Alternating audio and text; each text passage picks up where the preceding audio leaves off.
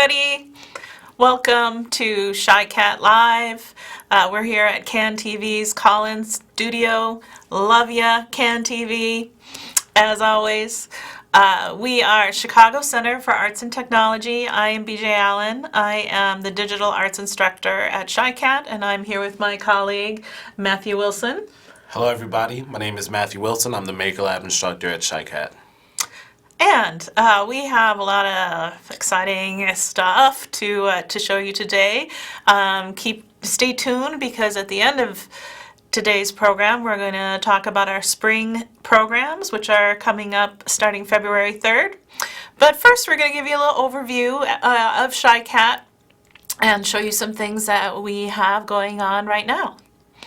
So first, CHICAT's mission is to elevate talents, culture, and community through transformative art studios, sector-driven training, and advanced technology.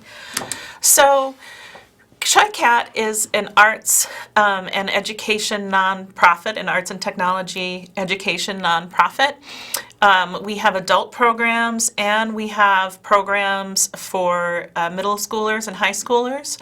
Our adult programs are vocational programs, and we'll talk a little bit about that. The adult education people are going to come in next week and talk about what they have going on. But we'll give you a little more of an overview of what CHICAT is. So here we go. So our mission. We are located near the Pink Line, buses 9 and 12. We're very close to the intersection of Ashland and Roosevelt. We're right next to CAN TV, and we're also really close to that Costco that is right there. So hope you can find us.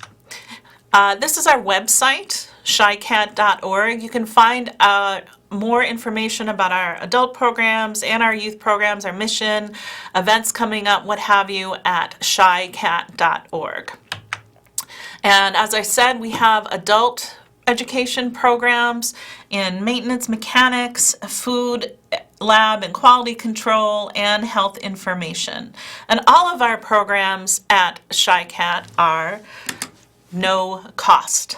I'm going to say that again, no cost. So our adult education programs, I think they're typically less than a year, and they have they involve certificates. We have job placement. All of this is no cost. They're typically 6 to 8 month programs, if I remember off the top of my head. But yes, less than a year for most adult ed programs. And the youth arts programs, which is what Matthew and I teach in, we have 3 beautiful studios that we're going to show you for our 3 different labs. And during the school year, we have after-school programs, so that's going on right now. We're in the middle of our fall program, and we have spring program coming up, and we also have summer daytime programs. And also to add on to that, we do partner with schools in various parts of the cities. So during the school year, the academic school year, we do have daytime programming for schools that's really handled by us reaching out to schools, or schools reaching out to us. Once we get the details of when they'd like to bring a group in to see the facilities, we like to host people for daytime programming as well. So we have a lot of partnerships planned up for the spring semester coming into spring 2020. Yeah, and if you have any questions about anything that we're talking about, give us a call. Down at the bottom of the screen, you can see our number, CAN TV's call-in number, 312-738-1060. So if you have any questions for me or for Matt about CHICAT, give us a call. So now I'm going to talk a little more about our studios. So why don't you tell us a little bit about the design studio, Matt? The current slide on screen is a picture of the design arts lab. Within the design arts lab, students get to experience both hands-on as well as some digital or machine-based practices. That means that sometimes students are working on digital drawing, digital illustration. Sometimes people are working on coming up with patterns and different designs on top of textiles to build up their chops for fashion design. Once they have their chops, they move into using machinery to help them manufacture a variety of garments. And then they have machinery to help them apply different dyes, different vinyl designs that they want to get on there if they were working with vinyl as like a cross collaborative pattern between the Maker Lab and Design Lab, which hopefully we can get that going. And then also we have screen printing equipment. So there's a lot of different technology that's geared towards printmaking, painting, working with making clay models, working with fabrics, etc. It's really to get people a roundabout of what's possible with really your hands and the machinery around you. So it's not necessarily trapped inside of a computer like some other labs. It's a very well-versed, balanced, hands-on and sometimes hands-off kind of approach to working with your art-making practices. And it's worth mentioning that all of our spaces are gorgeous. We have a really nice building, right over at, near Roosevelt and Ashland. And this, you can see we have this is on our 4th floor, and we have our own building. This is a great view from the 4th floor. We really are lucky to have such wonderful equipment and such a wonderful building. And the next studio that I'm going to talk about is a studio that I run, which is the Digital Arts Lab, the Digital Arts Studio. So here you can see that this is from this term. There's a couple of students using a jib arm in our music video class. We have all kinds of awesome equipment in this studio, and we do photography, video, animation, graphic design, web design, sound, art, music, and as you can see here, we have a lot of good stuff to make all that happen. And that's part of CHICAT's mission, is that we have updated equipment that students are learning on the real thing. And in the digital lab, we use Adobe Creative Suite. So students are learning Premiere Pro, After Effects, Photoshop, and other Adobe. And even more than Adobe software, you all have a variety of software for working with film, animation. Yeah, we have a Dragon Frame software, and we use Logic. So these are software that, once you learn this software, this is what you'll find out in the field as well. So some students do pursue careers in the arts, and they're ready to go using the equipment that we have. So the final lab we have is the Maker Lab, and Matt can tell you about that. So this is a slide that is depicting the Maker Lab in action. There's some students working on various projects here. Within the Maker Lab, I use technology to teach people how to think creatively and then also use different pieces of equipment to manufacture products. Whether that's learning about 3D modeling and 3D printing, or if it's learning how to use vector-based software to work with vinyl cutters or sometimes they're mat cutters, paper cutters, etc. But basically these machines cut out people's artwork. There's a lot of machinery available and there's a lot of software available. It's just my role to get students into the classroom and get them in a space that's comfortable, creative, and get them learning about something that they may not have had access to before. What was I going to ask you about that? One thing I wanted to emphasize, so we have, these 3 different studios: Design Arts, Digital Arts, and the 3D Maker Lab. I'm the Digital Arts instructor, Matt is the 3D Maker Lab instructor, but all of the instructors at CHICAT are interdisciplinary. So we encourage interdisciplinary projects with the students. In our own art practices, we have interdisciplinary practices. So we're not just teaching one little part of the art world. We're showing students, through what we do and what we encourage them to do in class, to view the world as a place that they can create art of any kind, and we're helping them facilitate that. Yeah, a great example of that is currently I'm teaching the high school class Arcade, which is JavaScript programming to make 2D video games, right? Some of the students in there are really building up their chops because they want to go off and be programmers in their adult life. The conversation starts with a concept, a project, simple things that they can edit about their primitives on screen. But from there, it transitions to talking to me about my experience making art, how I use code, how do other people like to use this skill in a variety of contexts. So it stems, and I'm sure this happens in all the other classrooms, it's just you teach one thing and that opens up many doors mentally. Once you figure out where people's focus lies, you can then take your students and really push them into something that maybe the class wasn't originally aimed at, but that's where the education took you.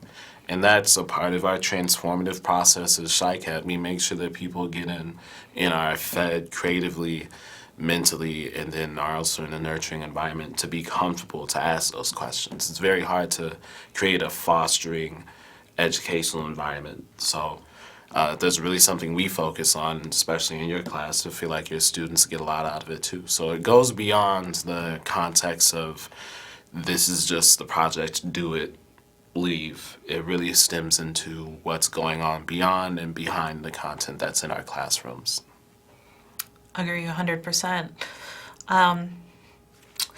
So now, how about if we show a little bit of work from this, from all of our different labs. And again, we are the Chicago Center for Arts and Technology, and we have after-school programs for middle schoolers and high schoolers in the arts. So I'm going to show you a couple of projects from this term, from stuff that very fresh art. So from the digital lab. So first, these are a couple of comic book covers. So the students imagine that they had to create a hero and find a background and use 3D text, and they had to come up with a whole backstory for all of for their comic book cover. And I really liked Winter Girl and Maple. Winter Girl, I really like how this student put this composition together, and it has a lot of depth. And the Maple, who conquers her foes through maple syrup, was another very creative version made by the middle schoolers. And middle schoolers rock. Middle schoolers they're so free with their thoughts and their creativity, and it's so enjoyable to be able to teach them. Likewise, we have a high school class too. My high school class, this class is called Into the Multiverse, the one that, this one. This class focuses on compositing in Photoshop. And then, for my high school class, we have music video. So that original slide that you saw with the green screen, well, this student took out the green screen and put in this background. And in this next slide, you can see that not only, they put in a background, but they started messing around with the subject and duplicating it. These classes are both really fun, and the students are really in both of these classes. They're really pushing the edge of their creativity, which is why music video, as well as a fantasy photography class, you can really take your mind anywhere with this kind of thing and create work with it.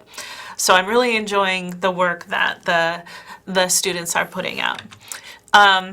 Matt, do you want to show some of your... Yeah, I'll discuss some of my work before we transition. So within the Maker Lab, students have used computers to make artwork in a variety of softwares. The software that I'm focusing on today is Blender. Blender is a free and open source software, and it is used in cinema, it's used in video games, it's used in VFX. The beauty of it is that because it's open source, anyone has access to it. But the key is putting in the time to learn it, which I'm happy that we at CHICAT have been able to take in students over the summer, the fall, spring, etc., and get the students in here to actually learn something new that's being used in the world around them. I have 4 different kind of projects that I'm going to show you. Let's switch to the overhead so we can get close up to this. This past summer, I was teaching I was one instructor for an Afrofuturism class, but my leg of the class was teaching students to design a city block. So this is more of an architecture project. So students were 3D modeling and then 3D printing their artwork. So this is a student's example of their block. Theirs had more of a semi-downtown kind of feel to it. And then they chose to go with this shiny copper, which has a nice sheen when it's hitting the light at the right angle. So it looked very awesome in the summer art show that we had. And this is another student's project who was also in the same class, who is working with a sparkly purple filament. 3D printing really lets you go different ways with what you design. So really, the students, even though they had different approaches to their designs, both their works came out looking pretty strong, just off of the fact that they were thinking three-dimensionally, how does this look from all angles, and then how does it display, which it lays nice and flat, so it's easy to get into a shelf or a podium. Then we had a class featuring urban agriculture, so students were making planters. They were 3D modeling and 3D printing planters, working with different types of filament. The shiny copper was very popular this summer, but we also have a nice translucent blue.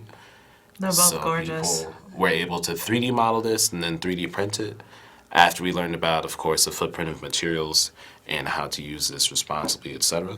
Then we also had a mixtape of the future class. So in my leg, since I'm not producing music in my studio, I had students design passive phone amplifiers. So you'd be able to sit your phone in that slot and have the sound funneled out through that end.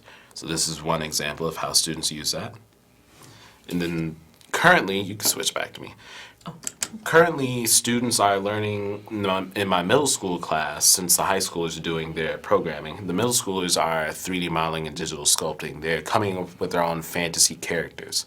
I have with me a Minotaur, which is just an example of something 3D printed, but at the end of the class, a student will be able to design and print their own character out just like this. So how do students learn about fantasy creatures? How do they learn about creatures and characters from varying mythologies around the planet? We've covered all the continents of the planet, and we're rounding out with Africa as our last stop. So we're just learning about Ghanaian culture. We're going to learn about some Egyptian culture tomorrow, and then they'll be making their own projects in response to that. Come the actual fall art show, they'll have their own characters 3D printed, standing up on their own, nice on display, similar to something that you see right here. So that's what's going on with my students right here. And it's worth mentioning that all students who come to CHICAT start with a blank slate. We don't expect anyone to know any of this software ahead of time, any of this technology. And Matt's describing middle schoolers who are doing this amazing work, and they can do it. And I have middle schoolers and high schoolers too, of course, in my lab. And they take to Adobe Creative Suite like ducks to water. So if you're watching and you're interested in coming to our studios, I'm like, oh, it looks a little advanced or what have you. Everybody starts at 0 and for each class. And if some more advanced students come to the class, then we can give them other stuff to do within the context of our assignments. But they can do this and they love it. So. Again, we are registering for our spring semester, and we're going to tell you about that in a minute. But yeah, thank you, Matt, for telling us about the Maker Lab, which is our 21st century lab. So, lastly, I have there's another instructor who teaches in the design lab, and I brought some fabric from the design lab that has been dyed with red cabbage. So in this class, which is happening right now, Colors, Clothes, and Chemistry, the students are learning how to make natural dye by harvesting plants and finding natural source material that they can then turn into dye and dye fabrics and make clothing art with it. So we do. We're a STEAM program. We emphasize both science and the arts, and we can do that from traditional perspectives, such as making natural dyes, to 3D modeling your own futuristic city block. So we really run the gamut. So Yeah, that one's more hardcore science in terms of people need to understand the chemistry of the ingredients, where they're sourcing it, how do they handle it, what treatment needs to happen to the fabric before and after to make sure that it's ready to receive and let the colors set. There's a lot more trial and error science research going on here. It's really not just giving people dyes that they just bought off the internet, but really what happens when you mix cabbage with X amount of plants, with X amount of water, with X amount of gum arabic, test it, try it, record your data, go back and change the recipe a little bit. It's very trial and error, very scientific process. Not that we're taking you out of the art seat, but that's important to note. This is much more of a chemistry, real life science based class. excellent. So now we have a couple events coming up. We've got another 5 minutes left. So we have one event coming up that I would like to tell you about, and then we'll talk about our spring classes. So on December 6th, we have a speaker coming in, Lee Bay, and he just published a book exploring architecture and community. Oh no, that's not the name of the book. That's the name of the talk. The book, Southern excuse me, Exposure. yeah, here's the book. Southern Exposure, the overlooked architecture of Chicago's South Side. And this book just came out. It's getting tons of press. He's doing a whole lot of talks, and we're very fortunate to have him come to CHICAT. Matt, you grew up on the South Side. Do you have a perspective to share about this? Yeah, so, well, one, I'm originally from the South Side and I live on the South Side. But two, my mom also grew up with Lee Bay, so my mom knows this artist personally, so they have a lot to chit-chat about. But basically, the South Side, since its inception, has gone through a lot of flip-flop in terms of the makeup of who is living in the South Side. Originally, a lot of minorities or people of different backgrounds were restricted to certain parts of it, but as the suburbs developed, there was a lot of white flight, people moved all over the place, so a lot of what were hubs of business and growth kind of vacated and flip-flopped and changed, and there's been a lot of policy and practice that has also affected the way the South Side is developed, leaving some architectural gems used and others unused. So there's a lot of unknown parts in a major American city that people can explore through the practice of photography. So it's using art making to rediscover or bring light to places that used to receive it but may or may not still be receiving it, or maybe they're receiving it for a different purpose. There's a big history of the makeup of the South Side, which is too much to squeeze into a few minutes, but it's awesome work that Lee Bay is bringing his art making skills to his home, his place of birth, his childhood, his South Side. Wonderful. Well, come December 6th at 6:30, you can hear Lee Bay talk at CHICAT. And now, very quickly, we have classes coming up in the spring. So we'll just kind of go through this real fast. So in the digital lab, we've got podcasting and graphic design coming up. Podcasting is for the middle schoolers and graphic design is for the high schoolers. Classes start February 3rd and we are registering now. And the spring classes for the design lab, beyond the pencil, experimental 2D art. Usually when people make 2D art, it's a lot of painting or drawing, but this class is specifically focusing on mixing materials together to come up with your own unique artwork. Then there's also advanced printmaking.